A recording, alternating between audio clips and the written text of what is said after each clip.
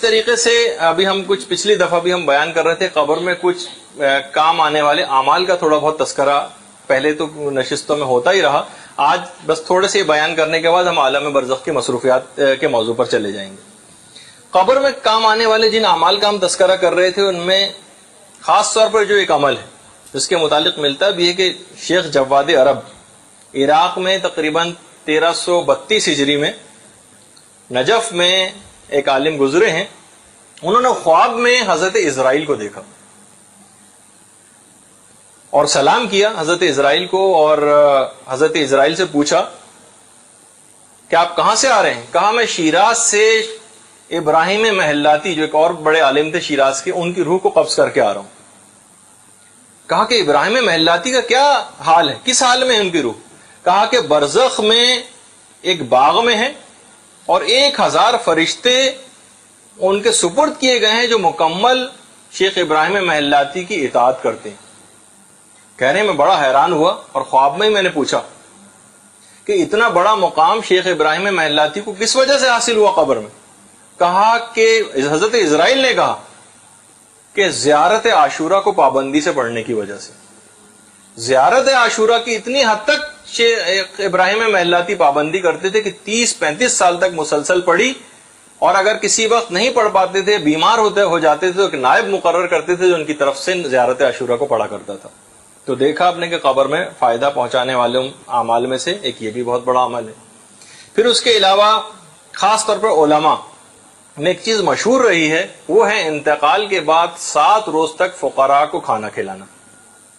علماء اس کو اچھا سمجھتے ہیں مردے کے لیے کہ 7 روز تک، حالانکہ روایات میں تو میری نگاہ سے نہیں گزری کہ 7 روز کا کوئی عدد آیا ہو، لیکن علماء میں بات مشہور رہی.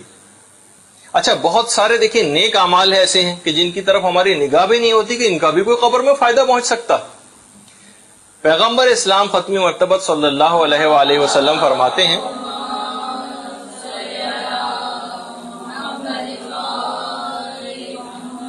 کہہ رہے ہیں کہ میں نے ایک دفعہ ایک خواب دیکھا، پیغمبر اسلام کا خواب، کہ بہت سے لوگ انتقال کر گئے اور ان کے نیک اعمالوں نے ان کو بچا لیا. اطاعت والدین، وضو اور ذکر خدا، ان 3 نیک اعمالوں نے لوگوں کو بچایا. پیغمبر کہہ رہے ہیں کہ پیغمبر کا خواب مثل وحی کے ہوتا ہے. کہہ رہے ہیں کہ عذاب کے فرشتوں نے ایک شخص کو گھیر لیا تھا، لیکن اچانک سے اسی وقت اس کی ایک نماز آ گئی اور اس نے اس شخص کو عذاب سے بچا لیا. ایک شخص عالم برزخ میں قبر میں پیاس سے اپنی زبان کو باہر نکالے ہوئے تھا، اور جب وہ پانی کے قریب پہنچتا تھا تو اس کو ہٹا دیا جاتا تھا، یہاں تک کہ اس کا روزہ آیا اور اس کو بچا کے لے گیا. میں نے خواب میں دیکھا کہ انبیاء حلقہ بنا کے بیٹھے ہوئے ہیں ایک جگہ پر، ایک شخص ان کے قریب پہنچتا ہے اور وہاں سے دھتکار دیا جاتا ہے، یہاں تک کہ اس کا غسل جو اس دنیا میں انجام دیا کرتا تھا، جو صحیح غسل وہ کیا کرتا تھا، وہ غسل آیا اور اس شخص کو بالکل میرے قریب لا کے بٹھا دیا، کہ انبیاء کے حلقے میں جو گھسنے نہیں دیا جا رہا تھا، پیغمبر اسلام کے قریب بٹھا دیا اس غسل نے اس کو.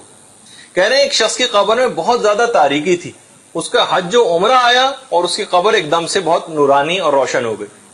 ایک شخص کو عالم برزخ میں، دیکھیے برزخ کی زندگی ہے، پیغمبر بتا رہے ہیں، اس کو کوئی منہ نہیں لگا رہا تھا، اس سے کوئی مومن بات کرنا پسند نہیں کر رہا تھا برزخ میں، یہاں تک کہ اس کا صلہ رحم مجسم ہو کے آ گیا، اور صلہ رحم نے آ کر لوگوں سے، مومنین سے کہا کہ اس سے کلام کرو، یہاں تک کہ پھر تمام مومنین نے اس سے کلام کرنا شروع کر دیا. ایک شخص کے چہرے کی طرف جہنم کی آگ لپک لپک کے آ رہی تھی کہ اس کا صدقہ آیا اور اس کو بچا کے لے گیا. دیکھیے کتنے سارے اعمال کا پیغمبر ذکر کر رہے ہیں. ایک شخص کو زبانیہ نے گھیر لیا تھا. میں نے ایک دفعہ پہلے بتایا تھا، زبانیہ فرشتوں کی، سخت گیر فرشتوں کی ایک جماعت ہے. کہا جاتا ہے کہ خاص طور پر یہ ان افراد کے اوپر مسلط ہوگی اور کو عذاب دے گی، وہ بے عمل واعظین جو خود عمل نہیں کرتے اور دوسروں کو نصیحت کرتے، خاص طور پر ان کو عذاب دینے پر مامور. زبانیہ نے ایک شخص کو گھیر لیا، یہاں تک کہ اس شخص کا امر و نہیں کام آیا جو اس دنیا میں لوگوں کو کیا کرتا تھا اور اس کو بچا کے لے گیا. ایک شخص پل صراط پر ٹہنی کی طرح سے لرز رہا تھا، یہاں تک کہ خدا پر اس کا حسن ظن آیا اور اس کو بچا کر لے گیا. ایک شخص جنت کے دروازے پر پہنچتا تھا اور پھر وہاں سے واپس کر دیا جاتا تھا اور جنت کا دروازہ بند ہو جاتا تھا، یہاں تک کہ توحید کی گواہی آئی اور اس کو جنت میں لے گئی۔ تو آپ نے دیکھا کہ کتنے سارے اعمال ایسے ہیں کہ آپ نے جو سنے، غسل کبھی آپ نے سوچا بھی نہیں ہوگا کہ قبر میں انبیاء کے قریب بٹھانے والی چیزوں میں سے ایک، اگر صحیح طرح سے غسل کر لیا جائے تو بہت سارے اس طرح کے جو اعمال، یہ سارے جتنے بھی نیک اعمال آپ کرتی ہیں، یہ سب قبر کے اندر ایک خاص انداز سے فائدہ پہنچائیں گے۔ اور ان تمام مصیبتوں میں جب بھی کہا جاتا ہے کہ نیک اعمال کو چاہے ایک دفعہ ہی کیوں نہ صحیح، ایک ضرور اپنی زندگی میں انجام دے لیا جائے، تاکہ جس بھی عذاب کے اندر گرفتار ہوں، اگر اس کو بچانے کے لیے کوئی اپروپریٹ عمل ہم اس دنیا میں کر چکے ہوں تو وہ آئے اور اس سے ہم بچ جائیں۔ برزخ میں دیکھیے بہت سارے اعمال ایسے ہیں جو بہت زیادہ چہرے کی نورانیت کا بھی سبب ہے۔ علی میر خلف زادہ ایک گزرے ہیں عالم، جب انہوں نے انتقال کیا تو ان کے بیٹے نے، باقاعدہ علماء نے اس واقعے کو کتاب میں لکھا ہے، ان کے بیٹے نے ان کو خواب میں دیکھا، اتنا چہرہ نورانیت سے معمور علی میر خلف زادے کا کہ بیٹے کو نگاہ نہیں ہو رہی تھی ان کے چہرے کی طرف۔ کہا کہ بابا یہ کیا وجہ ہے، آپ کا چہرہ اتنا زیادہ نورانیت سے معمور ہے کہ مجھے دیکھنے کی بھی تاب نہیں، اس کی وجہ کیا ہے، کس وجہ سے آپ کو یہ مقام ملا؟ کہا کہ میرے والد نے کہا بیٹا اول وقت کی نماز کی پڑھنے کی وجہ سے، کہ بہت زیادہ ایسی چیز ہے کہ جو قبر کے اندر کام بھی آنے والی ہے۔ اور آقا بہجت، آقا قاضی کے بارے میں فرماتے ہیں، در محضر بزرگاں کتاب کا نام ہے جس کے اندر یہ واقعہ ہے، آقا بہجت آقا قاضی کے بارے میں فرماتے ہیں کہ وہ کہا کرتے تھے، آقا بہجت کے استاد، کہ اگر کوئی شخص اول وقت نماز پڑھنے والا ہو اور وہ مقامات عالیہ پر فائز نہ ہو تو وہ مجھ پر لعنت کرے۔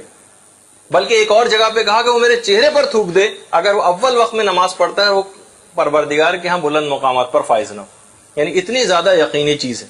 اور فرماتے ہیں آقا بہجت کہ حافظوا علی الصلاۃ، جو آپ قرآن کے اندر آیت پڑھتی ہیں، ایک حافظوا علی الصلاۃ ہے اور ایک اقیموا الصلاۃ ہے، ان دونوں کا مفہوم بالکل الگ ہے۔ اقیموا الصلاۃ کے تو معنی کہ نماز پڑھو، پابندی کے ساتھ پڑھو، نماز کو چھوڑو نہیں۔ حافظوا علی الصلاۃ، نمازوں کی حفاظت کرو، اس کا مفہوم اقیموا الصلاۃ سے الگ ہے، یعنی اپنی نمازوں کی حفاظت کرو، بچاؤ، اس کے اندر خاص طور پر اول وقت کی نماز شامل۔ آقا عبداللہ اصفہانی ایک اور عالم گزرے، ان کے ایک بیٹے تھے ذاکر زادہ، حج کے دوران انتقال کر گئے، تقریباً آج سے غالباً 15-16 سال پرانا یہ واقعہ ہے۔ خواب میں ان کو دیکھا، کہہ رہے ہیں کہ میں نے فوراً ان کے پاس، خواب ہی کے اندر ہے اور میں ان کے پاس پہنچا، آقا ذاکر زادہ کے پاس، تو کہہ رہے ہیں جاتے ہی میں نے ان سے پوچھا کہ آپ یہ بتائیے کہ قبر میں سب سے بہترین عمل کون سا ہے جو فائدہ پہنچانے والا ہے؟ دیکھیے اب جس کے دماغ میں ہر وقت جو بات ہوتی ہے نا، وہی ہم نے دیکھا ہے کہ وہ خوابوں میں بھی پوچھتا ہے دوسرے سے۔ اگر ہر وقت جو دل و دماغ کے اندر فضول باتیں گھسی رہی نا، تو وہ خواب بھی اس کو پریشانی آتے ہیں ہمیشہ، یعنی کوئی بہتر ایسا خواب نہیں آتا۔ کہا کہ میں ان کے پاس گیا، پوچھا کہ ایک چیز بتاتے جائیے کون سا بہترین عمل ہے جو برزخ میں فائدہ پہنچاتا ہے۔ کہتے ہیں کہ بار بار صرف ایک ہی جملے کی تکرار کرتے گئے، یہاں تک کہ ان کی آواز دور ہوتی چلی گئی، اول وقت کی نماز، اول وقت کی نماز، اول وقت، یہاں تک کہ وہ دور ہوتے چلے گئے۔ دیکھیے علماء نے کہا، خاص طور پہ بیچ میں بات آ گئی کہ جو اول وقت کی نماز پڑھنے کا جو سب سے بڑا فائدہ ہے نا، وہ یہ ہے کہ اس وقت بتائیے کہ سب سے اول وقت کی نماز آج کل کے زمانے میں کون پڑھتا ہوگا؟ حضرت حجت اور اللہم صلی علی محمد وآل محمد،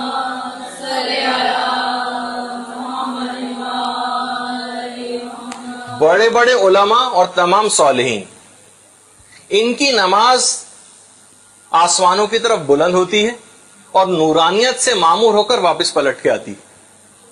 کہا کہ یہ جو ہماری ناقص اور ٹوٹی پوٹی نماز ہے، جو اس قابل بھی نہیں ہے کہ قبول کی جا سکے، جب یہ ان افراد کی نماز کے ساتھ، حضرت حجت کی نماز کے ساتھ، علماء اور صالحین کی نمازوں کے ساتھ، جب یہ آسمانوں کی طرف بلند ہو کے نورانیت کے ساتھ پلٹ کر آئے گی، تو ان کی نماز کا قبول ہونا تو یقینی ہے، پروردگار عالم ہماری نماز کو بھی ان کے ساتھ قبول کر لے گا، کیونکہ اس کی ذات اس بات سے کہیں بلند ہے کہ وہ ان کی نماز کو تو قبول کر لے اور ہماری نماز ان کے ساتھ ہی گئی اور اس کو رد کر دے۔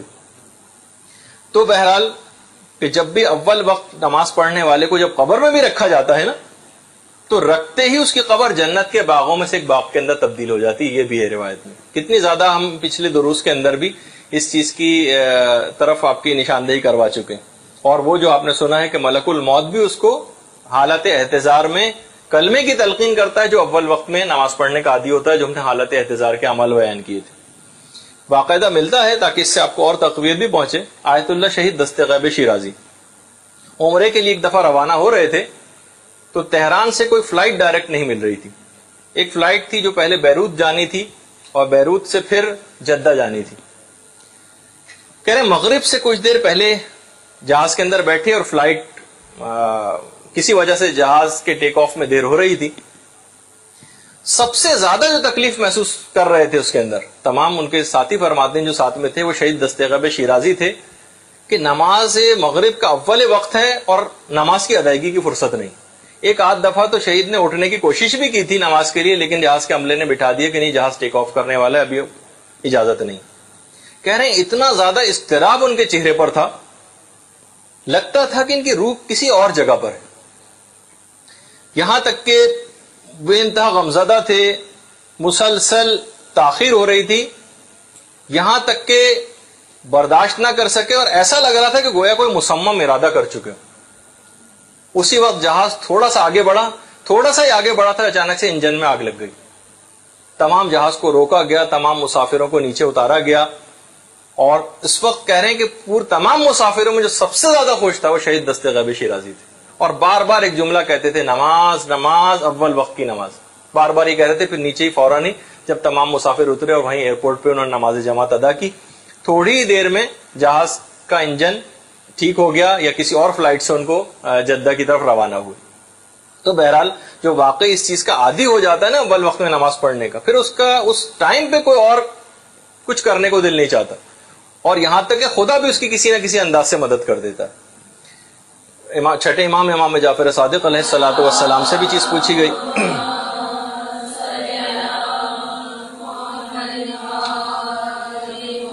کہ مولا یہ جو ہے ہم عن صلاتہم ساہون، کہ جو اپنی نماز میں لاپرواہی سے کام لیتے ہیں، اس سے کیا مراد؟ فرمایا وہ افراد ہیں کہ جو دنیا کے کاموں کو آخرت پر مقدم کرتے ہیں اور کہتے ہیں کہ پہلے ہم دوپہر کا کھانا کھا لیں پھر ہم نماز پڑھیں گے، ابھی ہم رات کا کھانا کھا لیں پھر ہم نماز پڑھیں گے. کہا کہ یہ بھی اس کے اندر شامل جو اپنی نمازوں کو اپنے اوپر بوجھ سمجھتے. دیکھیے باقاعدہ امام نے کھانے کے لفظ استعمال کیے کہ یہ لوگ ہیں جو اس کے اندر شامل ہوں گے کہ جو اپنی نمازوں میں کسی بھی وجہ سے تاخیر کرتے ہیں. نماز کھانا بعد میں بھی کھایا جا سکتا ہے، واجب تو خیر نہیں ہے، وہ تو تمام علماء کے فتوے بھی آپ کے علم میں ہیں، اور جان بوجھ کے بھی تاخیر کی جا سکتی ہے، لیکن امام نے اس کو پسند نہیں کیا. کہا کہ اس کے معنی کہ جو لوگ ان کے لیے تباہی و بربادی ہے جو اپنی نمازوں میں سہو اور سہل انگاری سے کام لیتے ہیں. باقاعدہ جو ملتا ہے جو واقعات ہے، پاسداران انقلاب کے ایک لیڈر تھے مہدی زین الدین شہید، ہر جگہ اور ہر مقام پر نماز کو اول وقت میں پڑھنے کے عادی تھی، کہ کوئی بھی چاہے حال کیوں نہ ہو. ان کی شہادت کے بعد ان کے بھائی نے ان کو خواب میں دیکھا کہ وہ کچھ ساتھیوں کے ساتھ خانہ کعبہ کا طواف کر رہے ہیں. شہید زین الدین مہدی زین الدین شہید جو لیڈر تھے باقاعدہ پاسداران انقلاب کے. تو کہنے میں ان کے پاس گیا کہ آپ ایسا لگ رہا ہے کہ ان تمام افراد کے لیڈر ہوں. کہا کہ ہاں، عالم برزخ میں مجھے اول وقت نماز پڑھنے کی وجہ سے اتنے تمام لوگوں کا کمانڈر مقرر کیا گیا. تو آپ اس سے بھی اندازہ لگائیں کہ بہرحال یہ ایک ایسی چیز ہے. اور نہ صرف یہ کہ بلکہ یہ بھی علماء نے، اگرچہ عام سے ایک طالب علم کا واقعہ ہے کہ جو یورپ کے ایک ملک کے اندر تعلیم کے سلسلے میں رہائش پذیر تھا اور ایک دفعہ اپنے امتحان کے لیے جا رہا تھا کہ رستے میں پہاڑی علاقے سے گزرنا تھا اور گاڑی خراب ہو گئی. اس نے کہا بہت سخت پریشان کہ میرا پورا سال ضائع ہو جائے گا. فوراً متوجہ ہوا، کہا کہ یا امام زمانہ، میں آپ سے متوسل ہوتا ہوں اور آج آپ سے میں عہد کرتا ہوں کہ اگر آج میں صحیح وقت پہ پیپر دینے پہنچ گیا، عام لیکن مومن تھا بہرحال، اگرچہ عام دنیاوی تعلیم کی بات ہو رہی تھی، پیپر دینے پہنچ گیا تو میں عہد کرتا ہوں کہ ہر نماز کو اول وقت میں پڑھوں گا. اچانک سے اس نے دیکھا کہ ایک شخص چلتا ہوا آیا اور کہا کہ کیا مسئلہ ہے؟ کہا کہ میری گاڑی خراب ہو گئی. اس نے گاڑی کا بونٹ اٹھایا اور اندر 2-3 ہاتھ ادھر ادھر لگائے اور کہا اسٹارٹ کرو. ایک دم سے اسٹارٹ ہو گئی. بس گاڑی کا بونٹ اس نے بند کیا اور آ کے کہنے لگا وہ شخص کہ دیکھو جو وعدہ تم نے مجھ سے کیا ہے نا اس کو ضرور پورا کرنا، اور اپنی ہر نماز کو اول وقت میں پڑھنا.